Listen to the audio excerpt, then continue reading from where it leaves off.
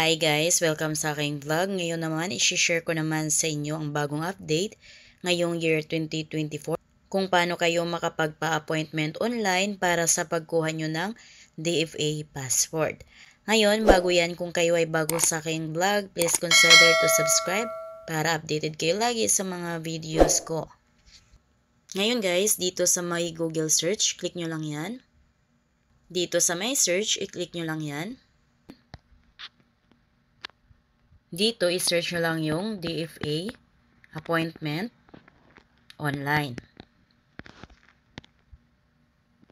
Then, dito guys, hanapin nyo yung ganito. Philippine Visa Application.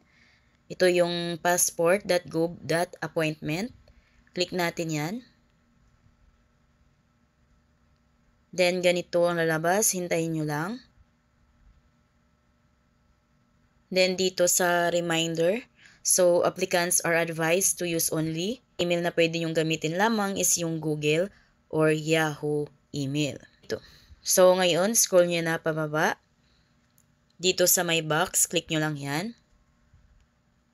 Then, dito guys, click nyo tong Start Individual Appointment. Click natin yan. Dito, specify the site where you want to set an appointment. Saan nyo ba gustong magpa-appointment? Kayo dito ang mamimili kung saan kayong pinakamalapit na DFA, doon kayo magpa-appointment. Dito sa region, Asia Pacific, okay na yan. Next is the country, Philippines, okay na yan. Dito sa site, click natin tong select a site. Dito guys, makikita nyo na agad na maraming mga naka-temporary off-site. Kung kaya piliin nyo yung mga available lamang. So dito, dahil malapit ako sa Antipolo City, Antipolo SM Cherry, Antipolo City Rizal, yung pipiliin ko. So dito guys, hanapin nyo lang kung saan kayo malapit. Yun yung piliin ninyo. Click natin ito. So itong site na ito yung pupuntahan ninyo sa araw na pinili nyong appointment. Then scroll nyo pababa. Dito sa notice guys, basahin ninyo. Ngayon, dito sa my box, click nyo na yan. Then, click nyo na tong next. Then, dito na tayo sa individual appointment date and time. Dito, mamimili na tayo ng date na gustuhin natin. Makikita nyo na dito yung month. Kasalukuyang month ngayon is February 2024. Ngayon guys, click nyo lang ito. Dahil as you can see, naka-red na yan. Mga fully booked na yan. So, wala nang available sa month ng February. Click natin ito. Then, as you can see guys, sa March din, wala na ding available na slots. So, next ulit tayo, next month ulit. Click natin yan. Meron na lamang 3 date na available sa April 2024. So, as you can see, 20, 29, 30. Click na natin yan. Mabilisan lang din dito dahil as you can see, available na slots sa alas 12 or sa tanghali. 12 to 1 PM is 2 slots na lang. Then dito naman is available na slots is 3 na lang. So halos fully book na rin yung April. So ngayon, click na natin yan at baka maagaw pa yan ng iba. Ngayon, click natin tong my box. Ayan, may check na. Click nyo na itong next. Dito, scroll nyo pababa, makikita nyo dito yung mga naka-color red. So, take note, ensure that all details in the name, first name, middle name, last name, and date of birth are correct. So, itong mga nabanggit ko guys, ay kailangan tamang-tama ito dahil pag once na may mali dyan sa information na aking mga nabanggit is hindi na yan mababago pa. So, dito sa my box, click nyo na yan. Pag may check na, okay na yan. Dito naman tayo sa phone number. So, dito wala namang nakalagay na asterisk. So, pwede nating hindi na yan lagyan. Dito na tayo sa mobile number. Ngayon, lagay nyo dito yung cellphone number ninyo, email address, confirm email address. So, dapat match yung dalawa. At dapat yan din yung updated na email address ninyo para pag magpabook kayo dito, so, ma-access nyo yung confirmation email na isi-send ni DFA sa inyo. Kung kaya dapat yan yung email na updated ninyo. Next is your last name. Lagay nyo yung apelyido ninyo, pangalan ninyo. At dito sa middle name, pwede nang hindi nyo lagyan dyan. Next is your date of birth. So, anong month, date, at saka year ng birthday ninyo. Dito sa gender, kung kayo ay babae, click nyo lang itong may circle ng female. Dito naman sa civil status, so click nyo lang ito. Halimbawa kayo ay single, click nyo yung single. Dito sa birth legitimacy, click nyo to. Halimbawa kayo ay legitimate, click nyo tong legitimate. Next is country of birth. So, saan kayo pinanganak? Halimbawa sa Philippines, so wag nyo na yung baguhin. The province naman, click natin yung province.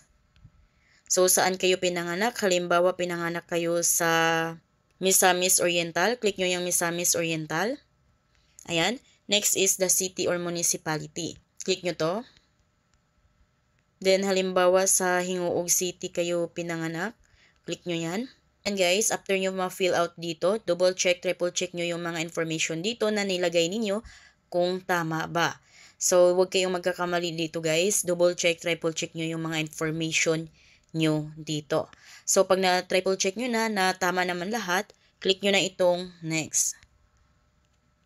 Dito naman sa father's information, lagay nyo dito yung last name or apelyido ng papa ninyo, pangalan niya, at saka middle name niya. So, optional lamang yan sa middle name. Pwede nyong hindi ilagay yung middle name ng papa ninyo. Next is country citizenship. So, ano nga ba yung citizenship ng papa ninyo? So, kung Pilipino, so wag nyo na yung baguhin. Dito naman sa mother's information, lagay nyo yung apelyido ng mama ninyo sa pagkadalaga at yung pangalan ng mama ninyo. Ito naman sa country citizenship, ganun. Click na natin tong next. Dito na tayo sa application type. Click natin yan. Dito, mamimili kayo kung anong klaseng application type yung ipaprocess ninyo. So, kung nawala yung passport ninyo, itong lost. Pero kung mag-renew kayo ng passport ninyo, itong renewal. Para naman sa mga bagong kuha lang ng passport, click lang natin yung new. Ayan. Then, dito sa basis of Philippine citizenship, click natin to, select. Ayan. So, kung kayo ay pinanganak dito, so piliin nyo yung birth. So, kung saan kayo belong or applicable sa inyo, yun yung piliin ninyo. Pero para naman sa mga Pinoy at Pinay dyan na dito pinanganak, so click na natin yan. Dito naman sa foreign passport holder, kung kayo ay walang passport sa ibang bansa, so no lang. Pero kung kayo ay may ibang passport sa ibang bansa, so click nyo yung yes. So dito, no lang natin yan, okay na yan. Emergency contact person naman, dito kailangan yung lagyan dahil may asterisk yan, required yung lagyan. Ayan, na-fill out ko na lahat. Double check nyo kung tama ba yung na-fill out nyo dyan. Ngayon, click nyo na itong next. Then, dito naman, ito yung kasalukuyang address ninyo. So, kung saan kayo nakatira, yun yung ilalagay nyo dito. So, dito lagay nyo na yung kumpletong address ninyo dito. Kung ano yung city, kung anong province, state, or country. At saka yung occupation ninyo. Dito naman sa office number, so pwede nyo na ding hindi lagyan at pati dito sa office address. So yung dalawa is pwedeng hindi nyo na lagyan. Then after nyo itong ma-fill out, click nyo na itong next. Then dito guys, pag may lumabas na ganito, so hintayin nyo lang. Dito naman sa personal information, double check nyo lahat ng information na fill out nyo dito bago kayo mag-proceed dito. So double check, triple check nyo yung mga information na andito. Pag tama naman lahat guys, na triple check nyo na yan, click nyo na itong may box. Then pag may color green na check na, click nyo naman itong may box sa baba.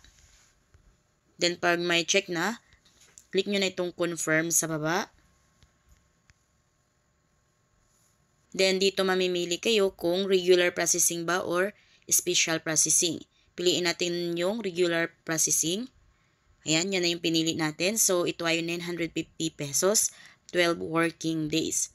Dito naman, choose a payment. So, paano tayo makapagbayad dito? Pwede kayong makapagbayad via e-payment or via debit or credit card or over the counter.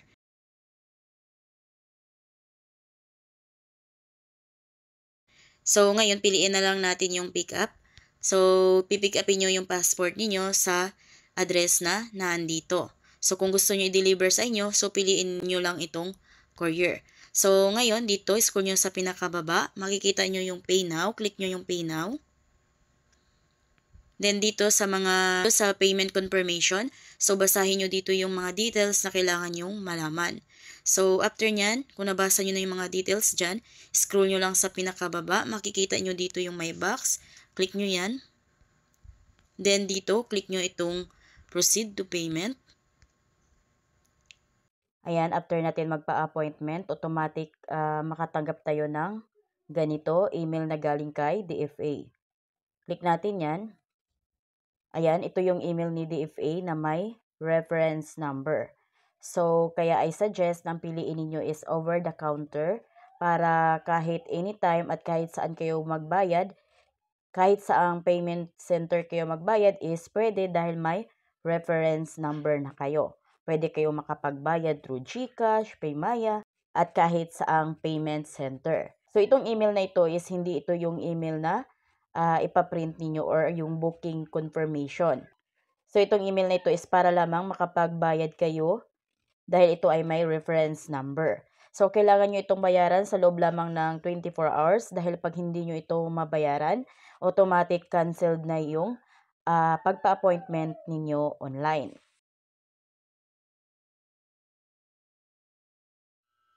Ayan guys, after nyo makapagbayad, makatanggap kayo ng email na ganito. So, itong email na ito na yung kailanganin ninyo. Ipaprint nyo ito dahil ito yung appointment confirmation ninyo. As you can see, merong PDF file na naka-attach dyan. So, ito yung ipaprint ninyo. Yan yung email confirmation. Ngayon, click natin yan. Click natin yan. Then, ito na guys yung Passport Appointment System Confirmation Notification. Nakalagay din dito, you have successfully confirmed your passport appointment booking. So, dito, ito yung appointment details ninyo. So, kailangan nyo pumunta sa branch ng DFA. Site name is to yung pinili ninyo, Robinson Galleria, halimbawa, ayan. Then, yung date, March 7, kailangan nyo pumunta dyan. Time naman is 7:30 to 8 a.m. So, bago mag 7:30, 30 minutes bago yung time na pinili ninyo is dapat na andoon na kayo. At dapat kompleto na rin yung requirements ninyo para iwas delay ng process.